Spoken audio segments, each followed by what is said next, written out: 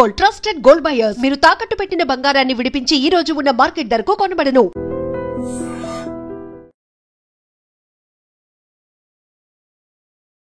నమస్కారం, welcome to I dream. ధర్మ మార్గం విత్ విజిత కార్యక్రమానికి స్వాగతం.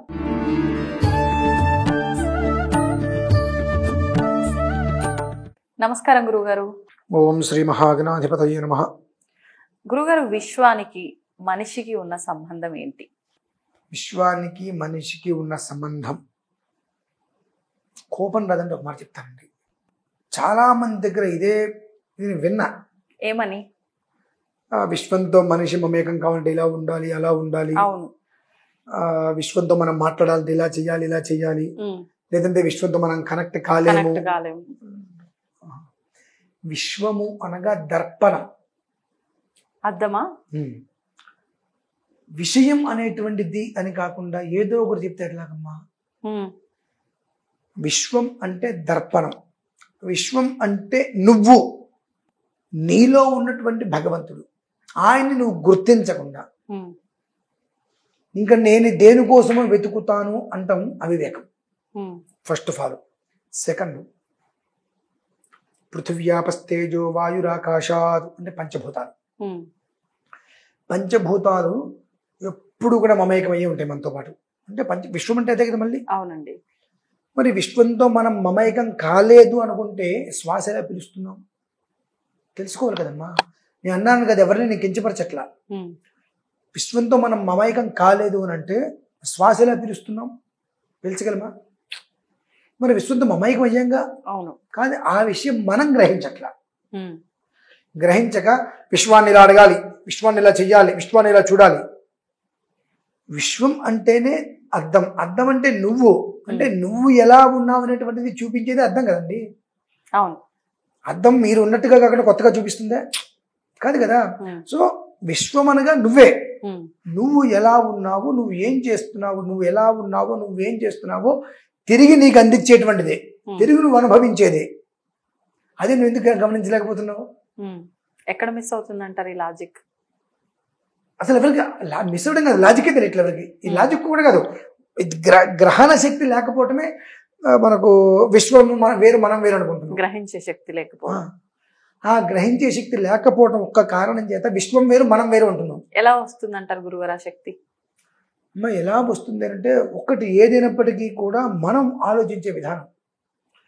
విశ్వంతో మనం మమేకం కాలేదు, విశ్వంతో మనం కనెక్ట్ కాలేదు. అసలు నువ్వెవరు, నేను ఎవరు అనేటువంటి దాని నుంచి స్టార్ట్ అవుతుంది. ఓకే. మనం ఎంతసేపటికి నువ్వెవరు, నీకెంత, నువ్వెవరు అంటాం. నేనెవరు అని అనుకోలేంగా. ఎవరికి వారు ప్రశ్నించుకోవాలి. నేను ఎవరు అని ప్రశ్నించుకుంటే దాంట్లోంచి తత్వం వస్తుందమ్మా. ఏంటండి తత్వం? తత్వం అంటే చపాతి అంటారు. తీ అంటే ఏంటి? ఆ తీ ఎక్కడి నుంచి వచ్చింది, ఎలా వచ్చింది అంటే తత్వం అంటే ఒకదానికి ఒకటి శోధించుకోవటం. ఓకే. ఓకే అంటే మనకి మనం ప్రశ్న వేసుకోవడం, దానికి ఆన్సర్ దొరకడమా? అంతే. ఆన్సర్ మనమే వెతుక్కోవడం, మనకే రావాలి. తత్వం అంటేనే ఏమీ లేదు అనేటువంటిది గ్రహించుకోవటం. అదేంటండి, ఇంత ఉంది కదండి, 100 అంతస్తులు మేడ కట్టావు, చనిపోయావు, ఎక్కడ పెడతారు? కింద తీసుకొచ్చి నేల మీద పెడుతున్నారు. మరి ఏమైనా 100 అంతస్తుల మేడ? అది నేను అనేది. అక్కడ నేను అంటే ఏంటి అనే ఒక్క విషయాన్ని తెలుసుకోవటమే విశ్వం. అదే దర్పణం, అదే నువ్వు, అదే నేను. దాన్ని తెలుసుకుంటే ఇంతేనా, తెలుసుకోగలిగితే ఇంతేనా. ఏకైక సర్వత్ర వర్తతే. ఒక మనిషి నుంచి 10 మంది సంతానం. ఆ 10 మంది సంతానంలో ఒక్కొక్కరి నుంచి 10 మందిగానో 5 వస్తున్నారు. ఓ 50 ఏళ్ళు వచ్చేటప్పటికి ఆ కుటుంబ సభ్యులు మొత్తం అందరు కలిసి ఒక 100 మంది అయ్యారు. మూల పురుషుడు ఒకటేగా. ఏకైక సర్వత్రం వర్తతే. చివరికి వెళ్ళిపోయినప్పుడు వీడు ఒక్కడే వెళ్ళిపోయాడుగా.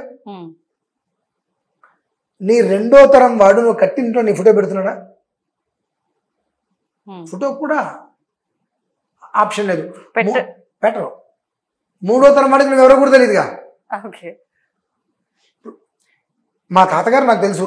ఇప్పుడు తరం అంటే ముగ్గురు మారితే తరమా? ఇప్పుడు నాన్న, నాన్నకు నాన్న, నాన్నకు నాన్న, ఈ మూడు అయిపోయిన తర్వాత తరం అంటారా? లేకపోతే నాన్న, నాన్న వాళ్ళ నాన్న అంటే తరం అంటారా? నా తర్వాత తరం నా పిల్లలు, నా ముందు తరం మా నాన్నగారు. ఓకే. ఇప్పుడున్న రోజుల్లో లేదుగా. అంటే మూడో తరంని పెట్టట్లేదు అంటున్నారా? అవును, వాస్తవం. వాడు ఇల్లు కట్టించినా వాడి ఫోటో లేదు. అసలు నాలుగో తరం వాడిగా ఎవరు కూడా తెలియదు. వాస్తవం, పేరు కూడా తెలియదు. మరి ఇంకెక్కడ నేను విశ్వంతో వ్యవహారికంగా ఉంటున్నాను? నువ్వు విశ్వంతో పూర్తిగా కనెక్ట్ అయ్యావు అని అంటే అసలు నీకు ఇవన్నీ నీకు దృష్టిలోకి రావుగా. నువ్వు కనెక్ట్ అవ్వకపోవటమే ఎన్ని బంధాల గురించి ఆలోచిస్తున్నావు. ఆ కనెక్ట్ అవ్వటం అనేటువంటిది అయ్యాను అన్న విషయం నీకు తెలిస్తే, ఫ్లగ్లో అదే కరెంట్ ఫ్లగ్ బాక్స్ ఉంటుంది, అందులో ఫ్లగ్ పెట్టండి, స్విచ్ చేయండి. అక్కడ నీకు కరెంటు వచ్చిన తర్వాత ఎలా తెలుస్తుంది? లైట్ వెలిగితే. ఆన్ అవుతుంది. లైట్ వెలగకపోతే ఎక్కడో తేడా వచ్చింది, మైండ్లో వచ్చిందా లేదా కరెంటు పోయిందో అయ్యో. సో ఒక లైట్ వెలిగింది అంటే కనెక్ట్ అయింది. సో నువ్వు ఇవాళకి కూడా విశ్వంతో కనెక్ట్ అవ్వండి కనెక్ట్ అవ్వండి కనెక్ట్ అవ్వండి అని ఉంటే ఇప్పటివరకు జరిగింది ఏంటి? ఇప్పటివరకు విశ్వంతో కనెక్ట్ కాకుండానే ఇంత జీవితాన్ని ఎలా నువ్వు గడిపావనే విషయం తెలుసుకోగలుగుతున్నావా? మరి ఇంకేంటమ్మా, నాకు అదే అర్థం కాదు. విశ్వంతో కనెక్ట్ అవ్వండి, విశ్వంతో, అది మనకు తెలియాలంటే మనం ఒక వీడియో చేసుకున్నాం, బ్రాహ్మీ ముహూర్తం అని. ఆ సమయంలో మెడిటేషన్ చేసుకుంటే విశ్వం నీతో సంప్రదింపులు జరుగుతుంది. సంప్రదింపులు అంటే కాన్వర్సేషన్. నువ్వు మెడిటేషన్ చేస్తున్నప్పుడు కాన్వర్సేషన్, ఆ రెండు కాన్వర్సేషన్ నీకు ఎప్పుడైతే వస్తుందో అప్పుడు నీకు జ్ఞానం ఉదయిస్తుంది. ఓకే, ఇన్ని సంవత్సరాలు విశ్వంతోనే ఉన్నా కదా, మరి విశ్వం వేరు నేను వేరు ఎలా అవుతున్నావు?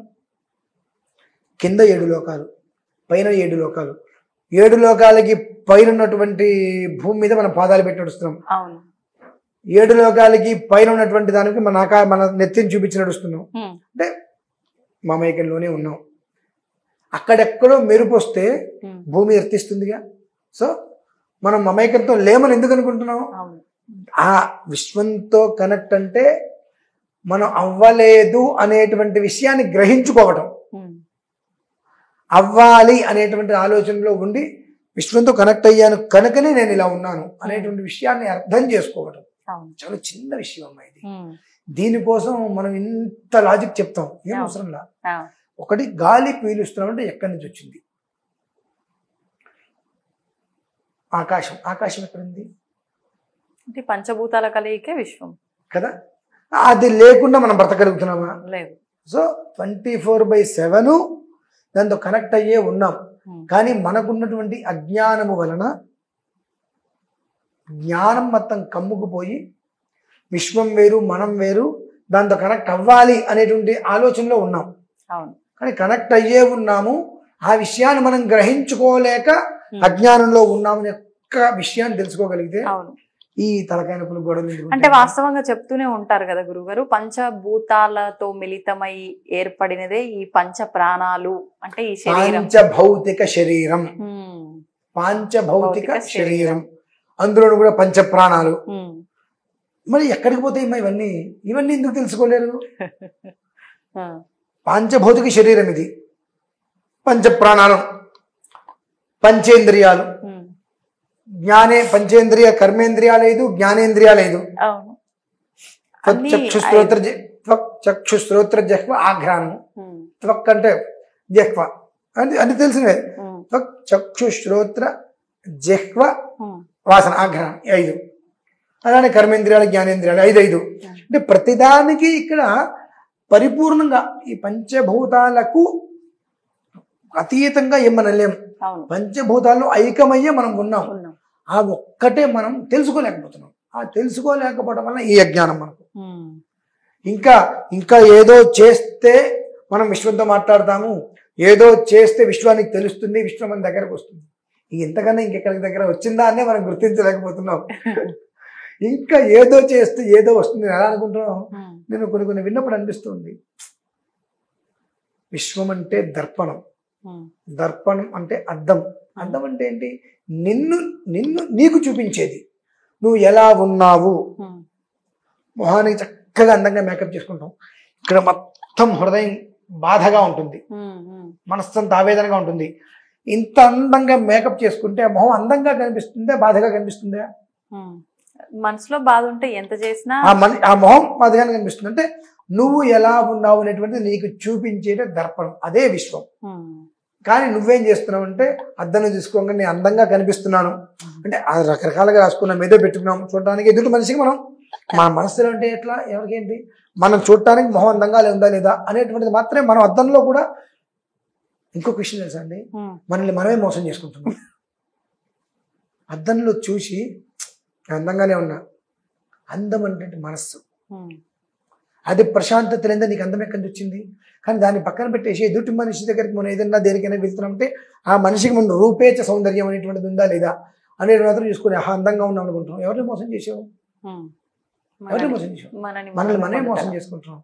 అందులోంచి బయటికి రావటమే, అందుకని ఏం లేదమ్మా. అంటే లోకులు కాకులు కదా గురుగారు, ఆ మాత్రం మనని మనం మోసం చేసుకుంటున్నాం పక్కన పెడితే, ఆ మాత్రం పైన ఆకారం కరెక్ట్ గా లేకపోతే మన అంటే వస్త్రధారణ కానివ్వండి, మన అలంకరణ కానివ్వండి, 4 రకాలుగా మాట్లాడతారు కదా, మళ్ళీ అదొక పెద్ద తలనొప్పి.